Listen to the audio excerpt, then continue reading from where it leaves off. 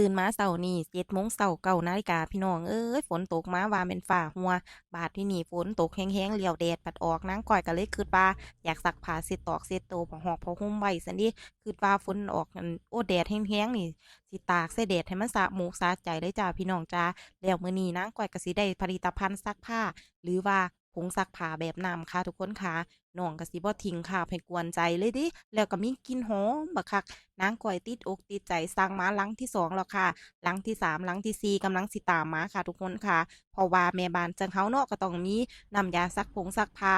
หรือว่าน้ำยาล้างจงล้างจานติดบ้านไว้ค่ะอุ่นใจบักคักเลยค่ะทุกคนค่ะ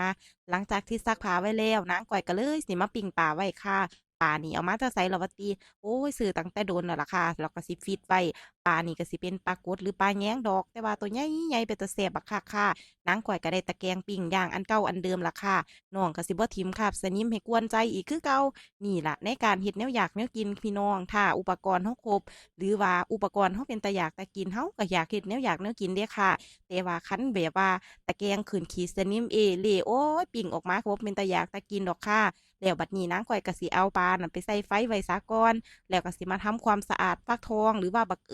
มื้อนี้ก็สิมีพิธีบวชเด้พี่น้องโอ้บ่แม่น เฮ็ดหยังล่ะว่าติเฮ็ดสังขยาค่ะที่แรกว่าแม่นสิบวชบ่บวชแล้วเฮ็ดสิเฮ็ดสังขยาค่ะนี่ล่ะค่ะซื้อมาตั้งแต่บุญข้าวสากพู้นเด้บัก2หน่วยนี่ในราคาหน่วยละ25 บาทหรือแม่น30 บาทนี่ล่ะข้อยก็จื้อบ่ได้พี่น้องน้องก็สิน่ารักตะมุตะมิเลยค่ะทุกคนค่ะโอ้ยเฮ็ดอันนี้ดีๆนี่แหมสังขยาบักดีๆนี่แหมจ้าพี่น้องจ๋านางก้อยนางอ้อยพู้นเด้โอ๊ยลืมชื่อฮอดเจ้าของเนาะนางก้อยก็สิทำการจัดแต่งแบ่งใบ ล้างบักเอาแปรงขัดออกดีๆเพราะว่าน้องก็สิมีขี้ดอกขี้ดินเนาะแนวว่าปลูกกับขี้ดินเนาะพี่น้อง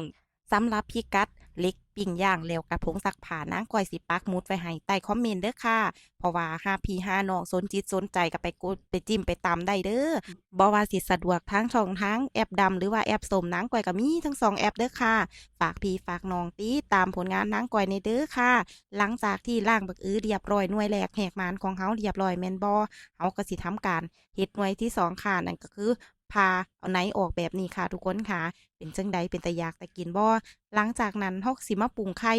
แล้วก็กะทิแล้วก็น้ำตาลทำการคนโคเรกใส่กันแบบนี้เลยค่ะทุกคนแล้วก็สิเอาใส่แบบนี้ค่ะทุกคนค่ะนี่อะแล้วก็สิเอาถ้วยใส่แล้วก็สินำไปนึ่งเฮาก็สินึ่งไฟอ่อนๆแล้วแต่สิได้กินยามใดดอกเฮาบ่ฟ้าวกินเนาะแล้วบัดนี้ปลาเฮาก็สุกพอดีเลยจ้ะพี่น้องจ๋าหอมฮ้วยหวยมาบอกเลยว่า กินกับข้าวเจ้าฮ้อนๆโห้ยน้ำปลาอู้ยแซ่บเป็นตาหน่ายเพราะว่านางก้อยก็ไอเนาะนางก้อยก็กินแบบนี้ก็รู้สึกว่าบ่ไอปานใดแล้วก็แซ่บบักคักเลยค่ะก็คือจั่งบอกล่ะค่ะน้องบ่ถิ